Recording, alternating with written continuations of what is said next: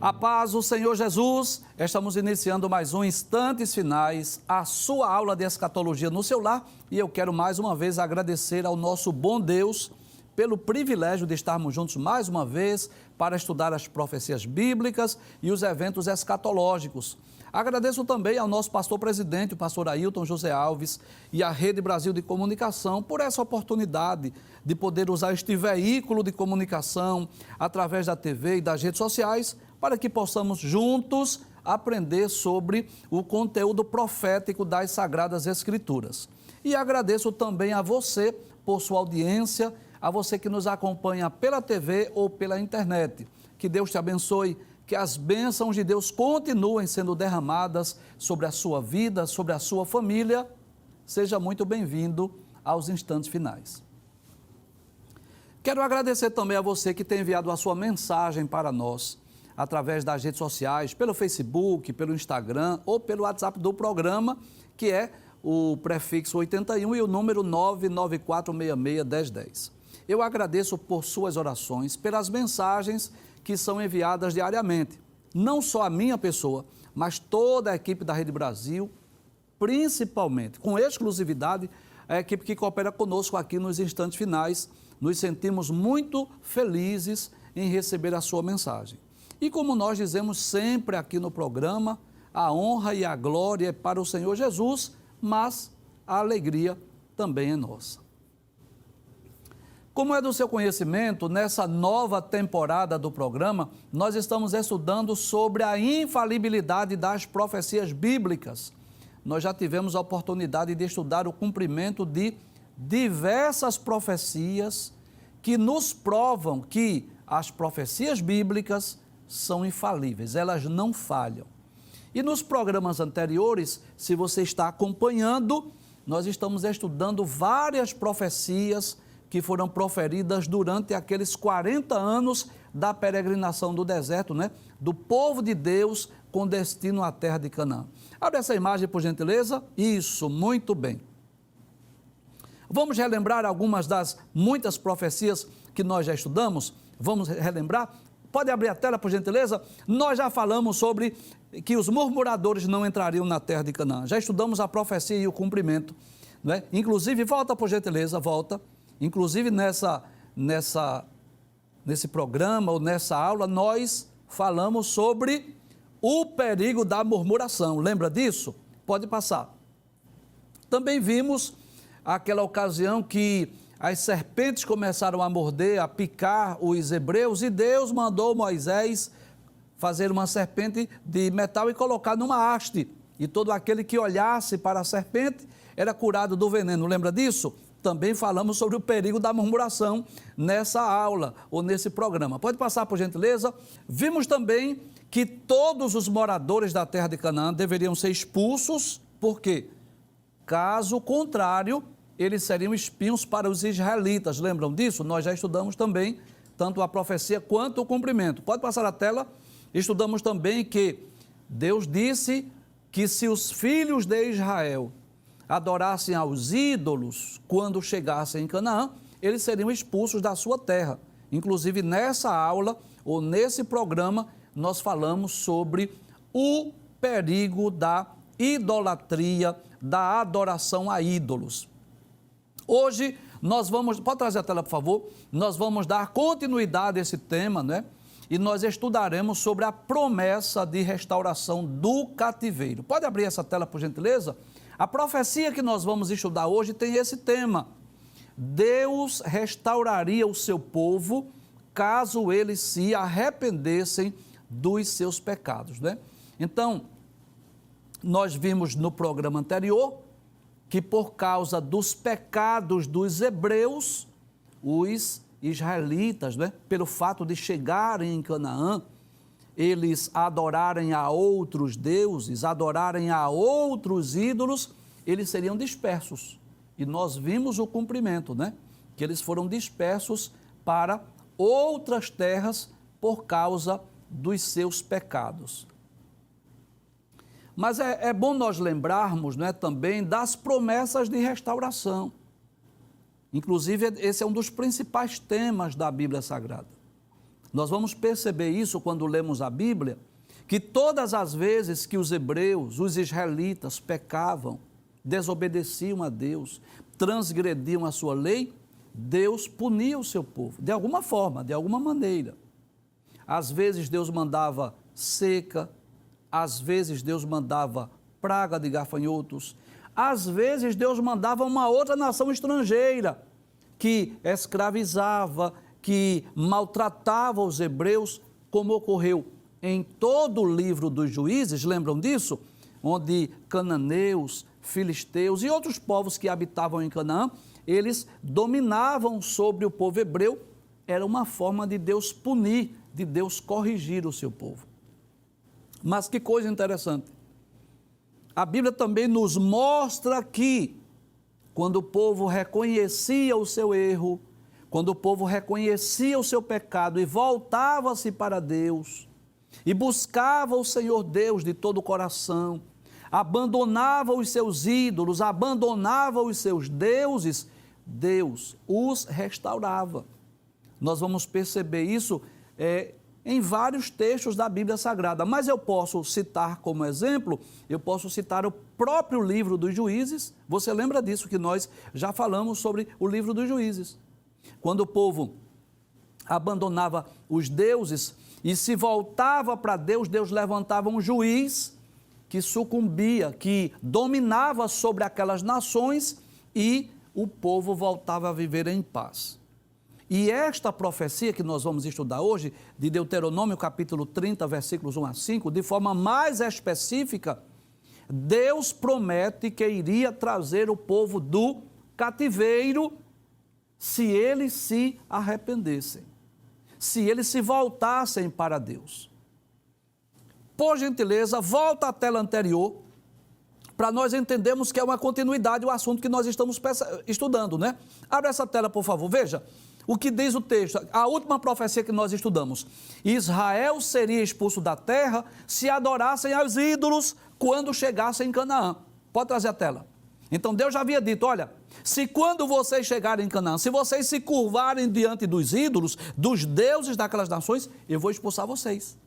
Eu vou fazer com que vocês sejam espalhados.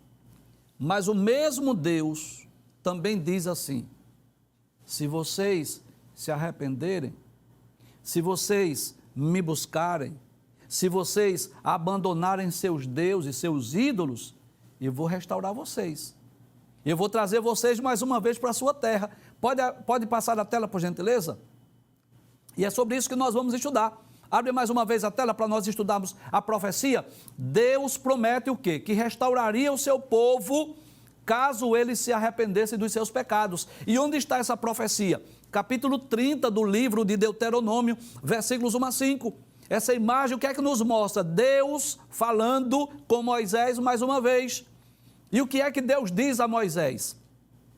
E será que, sobrevindo-te todas estas coisas, ou seja, pode trazer a tela, se vocês pecarem, se vocês desobedecerem, se vocês transgredirem a minha lei, e vocês, ainda que sejam espalhados para outras terras, para outras nações, pode trazer a tela mais uma vez, sobrevindo-te todas essas coisas, a bênção e a maldição que tenho posto diante de ti, e te recordares delas entre todas as nações. Observe que aí eles já estariam espalhados entre todas as nações para onde te lançar o Senhor teu Deus. Que coisa interessante.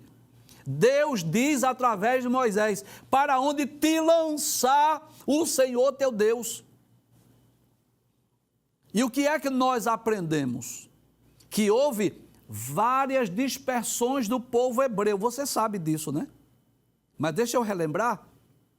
Inclusive, são temas de lições de escola dominical que nós estamos estudando esse trimestre. Então, por exemplo, por volta de 722, foi a Assíria que levou o reino do norte. Levou as 10 tribos, espalhou os hebreus para outros povos, outras nações. E, por volta do ano 600, foi a vez do reino do sul, onde Nabucodonosor leva o povo judeu lá para a Babilônia. Mas, que coisa interessante, nós vamos perceber que, embora nós costumamos dizer isso, que foi a Síria que levou os hebreus, que foi a Babilônia que levou os judeus, nós costumamos dizer isso, mas observe que o texto deixa bem claro que foi Deus que espalhou. Então não foi simplesmente o poderio do exército da Assíria ou as estratégias de guerra de Nabucodonosor na Babilônia, não. Acima de tudo, foi Deus que espalhou. E por quê? Porque Deus havia advertido. Quando vocês chegarem lá, expulsem os moradores, destruam seus ídolos, não façam pacto nem aliança, mas infelizmente os hebreus, quando conquistaram Canaã, fizeram o inverso de tudo que Deus falou. Não expulsaram os moradores, não destruíram os seus ídolos e, pelo contrário, eles adoraram os deuses lá dos cananeus. Em vez de os cananeus serem influenciados pelos israelitas, porque o Deus dos hebreus é um Deus vivo, que fala, que faz milagres, que faz maravilhas, foi o inverso. Foram os hebreus que foram influenciados pelos cananeus e adoraram os deuses dos cananeus. Volta ao versículo 1 mais uma vez, por gentileza, que eu quero ler essa última frase. Aí Deus diz: e te recordares delas entre todas as nações, para onde te lançar o Senhor teu Deus. Ou seja, é Deus quem lança, é Deus quem joga o povo para outras nações. Pode passar o texto, versículo de número 2, diz assim: e te converteres ao Senhor. Professor, o que é converter aí? Converter na linguagem militar é meia volta a volver. É voltar-se para Deus, é abandonar os seus deuses, os seus ídolos, os seus pecados, voltar-se unicamente para o Deus vivo e verdadeiro. Inclusive, você sabe disso, que esta é uma das principais exigências de Deus ao seu povo. O Decálogo diz isso, não é? Ouve, ó Israel, o Senhor, nosso Deus, é o único Senhor. Deuteronômio 6:4. E no Decálogo vai dizer assim: não terás outros deuses diante de mim. Não farás para ti imagem de escultura. E Deus havia advertido. Infelizmente, o povo, quando chegou em Canaã, tornou-se idólatra. Volta ao texto mais uma vez. E te converteres ao Senhor teu Deus, e deres ouvidos à sua voz, conforme tudo que eu te ordeno hoje. Veja que é uma ordem de Deus. Tu e teus filhos, com todo o teu coração e com toda a tua alma. Em outras palavras, Deus estava dizendo: se vocês, ainda que estejam espalhados para outros povos e nações, ainda que vocês estejam dispersos, mas se vocês e seus filhos me buscarem, se arrependerem dos seus pecados, se converterem dos seus maus caminhos e me buscarem, eu vou restaurar vocês. Eu vou trazer vocês de volta à sua terra. Passe o texto mais uma vez, versículo de número 3 agora, pode passar. Olha a promessa aí, olha a profecia. Então o Senhor teu Deus te fará voltar do teu cativeiro. É Deus dizendo: eu vou trazer vocês. Da mesma forma que eu enviei, eu vou trazer. E se apiedará de ti, ou seja, Deus terá piedade, misericórdia, compaixão de vós, e tornará a juntar-te dentre todas as nações, entre as quais te espalhou o Senhor teu Deus. E o que é que nós queremos relembrar? O que você já sabe. Que quando Deus deu a terra de Canaã, que Josué conquistou e repartiu para as tribos de Israel, qual era o desejo de Deus? Que eles nunca saíssem. Que eles expulsassem os moradores, que eles conquistassem a terra, destruíssem os seus ídolos e ali naquela terra habitassem e servissem a Deus de todo o coração, de toda a alma, de todo o seu entendimento. Mas, infelizmente, por causa dos seus pecados, por causa das suas transgressões, eles tiveram que ser expulsos. E foi algo muito doloroso. Além de todas as mortes que havia nessas invasões, porque isso era comum. Nas invasões estrangeiras, sabe o que ocorria? Os soldados eram mortos, as mulheres violentadas, as crianças eram levadas como escravas, os bens eram levados para outras nações. Lembram que Nabucodonosor levou todos os utensílios do templo para a Babilônia? Lembra disso? Então, todos os bens, os utensílios, tudo que era valioso, armas, prata, ouro, vestes, o que eles encontrassem, os soldados levavam para si, que nós chamamos de despojos da guerra. E não só isso. Os hebreus não estavam nessas dispersões perdendo apenas soldados, não estavam apenas perdendo a honra das suas mulheres, das jovens que eram violentadas, não só os filhos que eram levados escravos e não só os despojos da guerra, mas acima de tudo a terra que eles tanto amavam, que eles tanto se esforçaram para conquistar.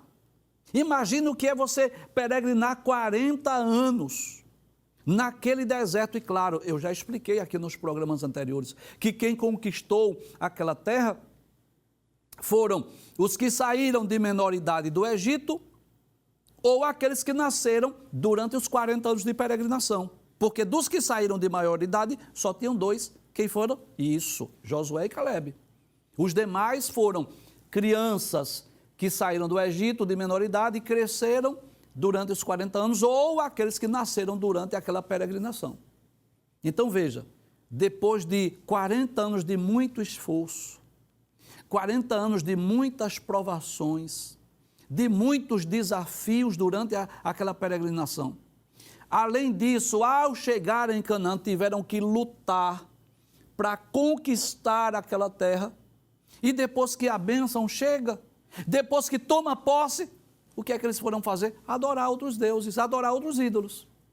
E isso foi muito doloroso, claro. Então os hebreus, nós já falamos aqui em outros programas, mas deixa eu relembrar que os hebreus, eles são patriotas. Eles amavam a sua terra, a sua pátria. Então ser expulso da terra era algo muito doloroso para um judeu. Porque você lembra de Daniel? Como era que Daniel orava? Você lembra? Isso, muito bem. Daniel orava com as janelas abertas para as bandas de onde? De Jerusalém. Você lembra de Neemias? Que quando Anani trouxe o relato do que estava ocorrendo lá com os que escaparam lá do cativeiro, que o povo estava em miséria, em desprezo, os muros de Jerusalém fendidos, as portas queimadas a fogo, o que foi que aconteceu? Ele começou a chorar, a orar. Por quê? Porque eles são patriotas. Então, todos esses prejuízos sobrevieram por causa da sua negligência e por causa da sua transgressão. Volta mais uma vez o texto, por gentileza. Aí diz assim, Deus diz assim, e ajuntar-te, desculpe, deixa eu reler do início. Então, Senhor teu Deus te fará voltar do teu cativeiro e se apiedará de ti e tornará a juntar-te dentre todas as nações, entre as quais te espalhou o Senhor teu Deus. Pode passar o texto, versículo 4.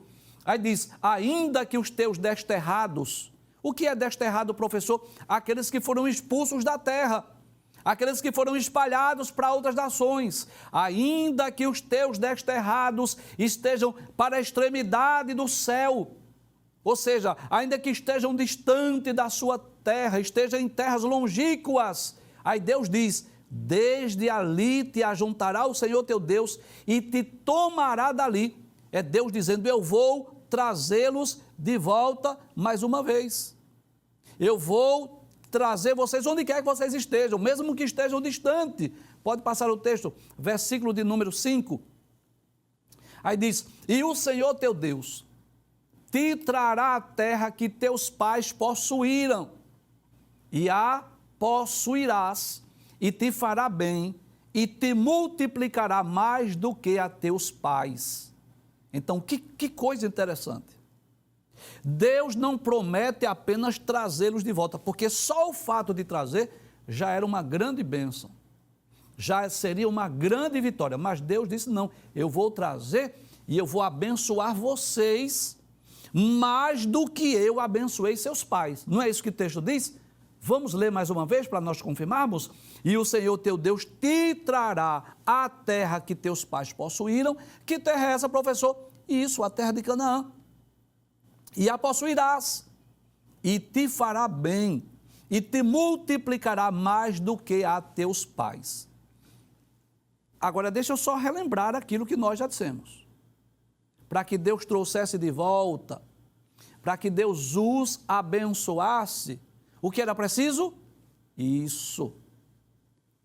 Arrependimento, conversão, voltar mais uma vez a buscar a Deus.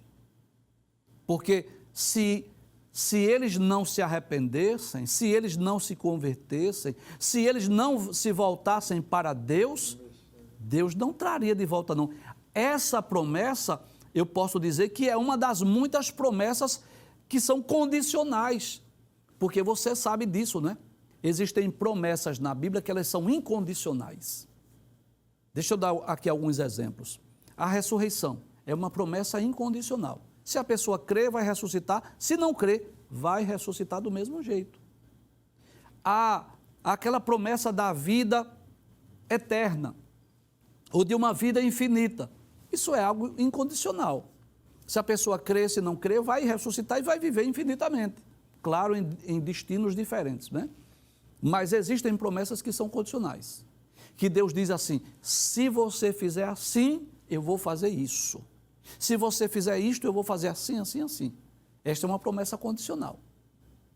Em outras palavras, Deus estava dizendo, se vocês se arrependerem, se vocês se voltarem para mim, se vocês abandonarem a idolatria, se vocês se converterem dos seus maus caminhos, aí eu vou trazer vocês. E tem mais uma coisa, eu vou abençoar vocês mais do que abençoei seus pais. Vamos ver o cumprimento? Vamos comprovar que esta é mais uma das profecias infalíveis da Bíblia? Vamos ler alguns textos aí, primeiro no segundo livro das Crônicas, que são os últimos versículos do livro das Crônicas, que vai falar exatamente sobre Ciro. Deixa eu explicar essa imagem aí. Claro que isso é uma imagem meramente ilustrativa, mas é como se aí estivesse Ciro, o rei da Pérsia, sentado lá no trono, e ao redor aí estivessem os judeus, os hebreus, que Ciro estava chamando, convocando e dizendo assim, olha, vocês poderão voltar para a terra de Canaã, vocês poderão voltar para Jerusalém, vocês poderão restaurar o templo, porque Ciro tinha essa convicção que Deus o chamou para isso. Vamos ler o texto? Segundo livro das Crônicas, capítulo 36, versículo 22, diz assim, porém, no primeiro ano de Ciro, rei da Pérsia, para que se cumprisse a palavra do Senhor pela boca de Jeremias. Por que pela boca de Jeremias? Porque Jeremias havia profetizado. É uma profecia que nós vamos estudar quando estivermos estudando o livro de Jeremias. Mas Jeremias havia dito que o período do cativeiro seria de 70 anos. E tanto Jeremias profetizou o retorno do povo, quanto o próprio Isaías, no capítulo 45, profetizou acerca de Ciro. Aproximadamente 200 anos antes de Ciro nascer. Então, Isaías profetizou, chamando Ciro de meu pastor, de meu ungido, de meu servo. Mas eu não vou ler hoje, de uma forma proposital, nem a profecia de Isaías e nem a profecia de Jeremias, porque o meu objetivo hoje é ler apenas o cumprimento desta profecia que nós lemos em Deuteronômio, capítulo 30, versículos 1 a 5. Em outras ocasiões, leremos a profecia de Isaías e de Jeremias. Mas, além das palavras que foram ditas por Deus a Moisés, outros profetas profetizaram sobre o retorno do cativeiro babilônico. E o que me chama a atenção aí nesse texto, sabe o que é? É que tudo isso ocorreu, ou seja, o cumprimento desta profecia ocorreu no primeiro ano do reinado de Ciro. E qualquer governante, qualquer imperador, qualquer rei, tudo que ele faz no primeiro ano é o que ele chama de prioridade. O que é que ele vai fazer logo no primeiro ano? Aquilo que para ele é mais urgente, é mais prioritário. E Ciro entendeu isso, que o retorno dos filhos de Israel, do povo judeu que estava cativo lá em Babilônia, deveria voltar para a sua pátria, para a sua terra, para reconstruir o templo. Isso para Ciro era uma prioridade. Vamos reler mais uma vez? Abre o texto mais uma vez. Porém, no primeiro ano de Ciro, rei da Pérsia, para que se cumprisse a palavra do Senhor pela boca de Jeremias, despertou o Senhor o espírito de Ciro. Veja que foi Deus que despertou, foi Deus que inquietou, foi Deus que falou com Ciro, rei da Pérsia, o qual fez passar pregão por todo o seu reino, como também por escrito. O que é um pregão? É uma lei, é uma ordem, é uma determinação. É Ciro escrevendo, dizendo assim, olha, informa ao povo, transmite essa mensagem. Isso aqui é uma lei, isso aqui é uma ordem para que os judeus que quiserem podem retornar para a sua pátria. Pode passar o texto, versículo 23, diz assim, assim diz Ciro, o rei da Pérsia. O Senhor, Deus dos céus, me deu todos os reinos da terra e me encarregou de lhe edificar uma casa em Jerusalém, que está em Judá. Pode trazer a tela. Que coisa interessante. Observe que é um rei que não podemos dizer que ele servia a Deus, não podemos dizer. Talvez ele tenha tido até a oportunidade de servir a Deus. Mas o que eu posso dizer? Que não era hebreu, que não era judeu, que não era descendência de Abraão, Isaque e Jacó. Mas veja que ele reconhece a soberania de Deus. Sabe qual é a declaração que ele faz? Que ele reconhece que as suas conquistas, que as suas batalhas, que os reinos e os povos que ele subjugou, não foi porque ele era um grande estrategista de guerra, não é porque ele tinha os melhores exércitos, não é porque ele tinha uma grande quantidade de materiais bélicos. Ele reconhece que é o Deus Todo-Poderoso que lhe dá os reinos da terra. E só para relembrar, se você ouviu a explicação do livro de Daniel, você já sabe, mas deixa eu só relembrar, que depois daquele grande império babilônico, juntaram dois povos, os medos e os persas. Dario o medo e Ciro o persa, e esses dois povos sucumbiram à Babilônia. E depois os persas prevaleceram sobre os medos. Então Ciro era o persa, mas ele reconhece que as grandes conquistas ele não estava atribuindo às suas estratégias de guerra. Ele não atribui ao seu grande e poderoso exército. Ele não atribui a grande quantidade de materiais bélicos, de armas. Não. Ele reconhece que foi Deus. Abre mais uma vez o texto. Aí ele diz, o Senhor, Deus dos céus, me deu todos os reinos da terra e me encarregou de lhe edificar uma casa em Jerusalém, que está em Judá. Detalhes, quem dentre vós é de todo o seu povo, que suba, e o Senhor, seu Deus, seja com ele. Em outras palavras, o que era que Ciro estava dizendo? Se você é judeu, se você é descendência de Abraão, Isaque e Jacó, se você é servo desse Deus, que você volte, que você possa ir para Jerusalém, se reúnam, construam o templo. Olha, irmãos, eu já disse aqui, mas eu vou repetir mais uma vez. Do ponto de vista humano, do ponto de vista político, do ponto de vista social, isto era uma loucura que Ciro estava fazendo. Porque ele manda o povo de volta, primeiro, era mão de obra escrava. Ele tinha ali um grande número de pessoas que poderia trabalhar para ele, poderia trabalhar no seu reino, que poderia trabalhar até no seu exército.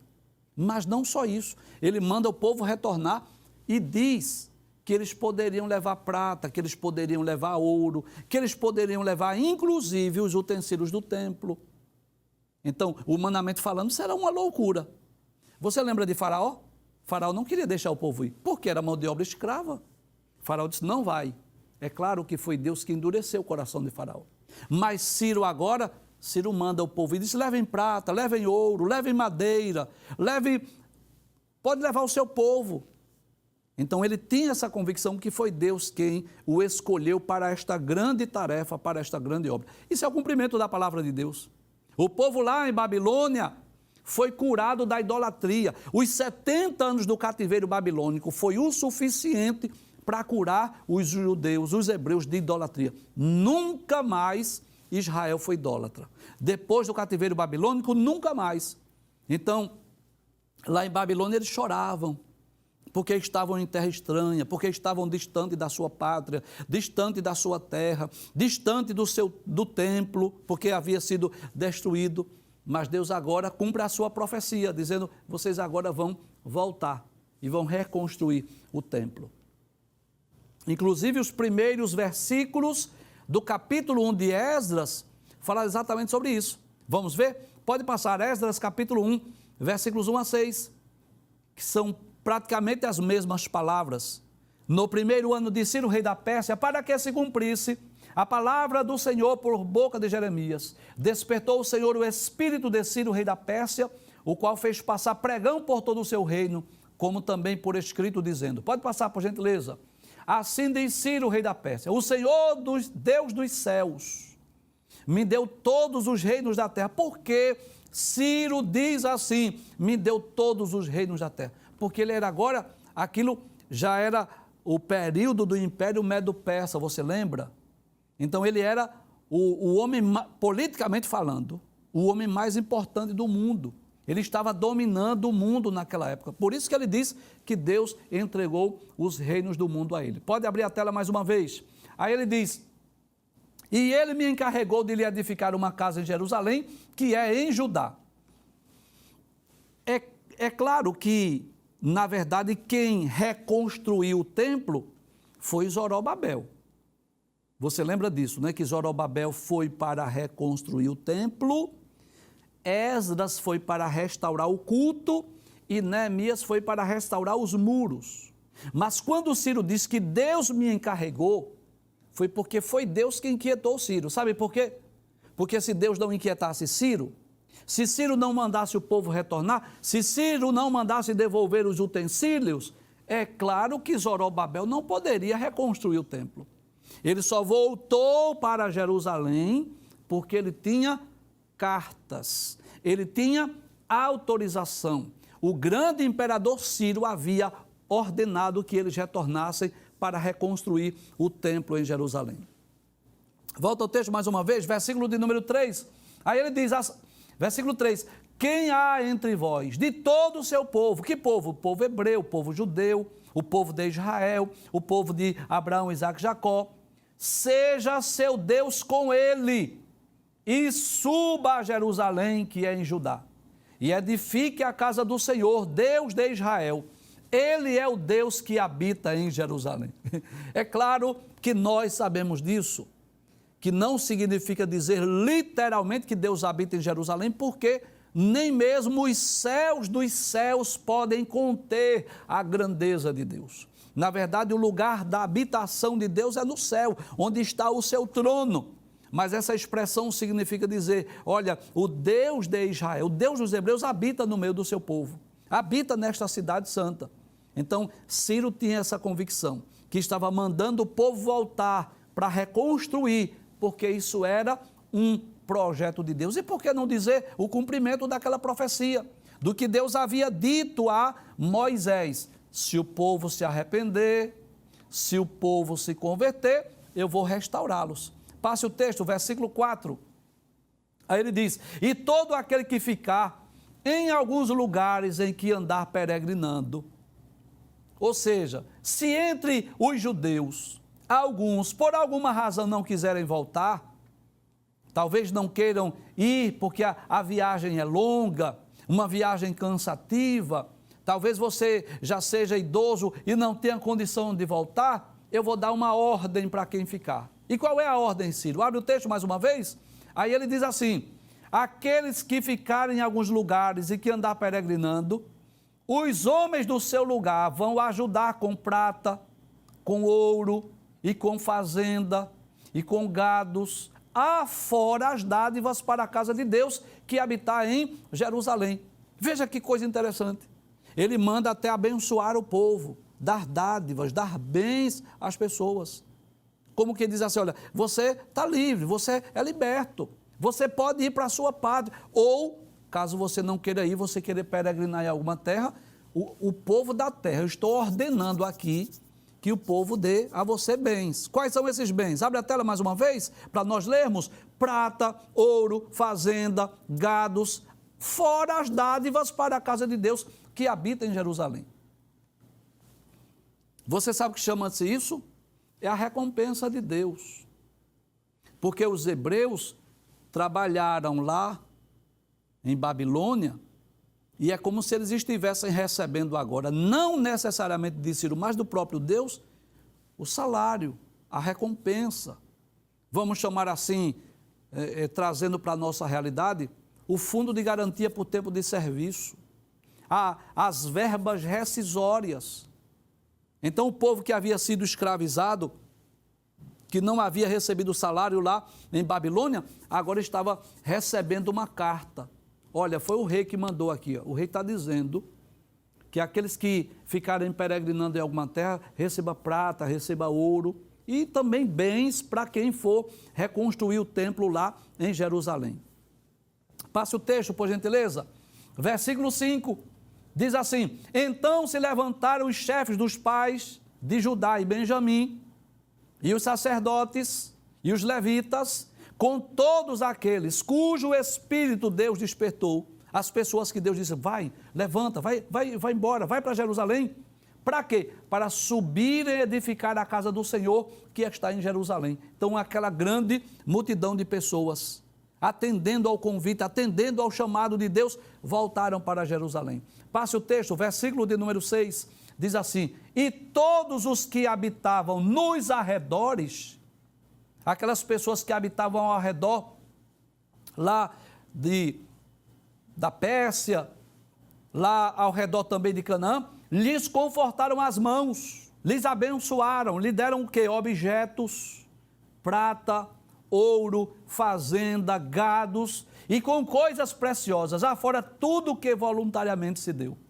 Então eles saíram de lá ricos, eles saíram de lá cheio de riquezas, de fazenda, de prata, de ouro, de bens terrenos, de bens materiais. Que coisa interessante.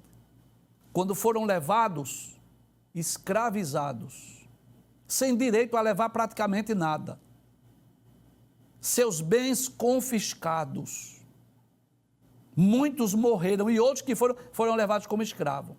Isso é Deus ensinando.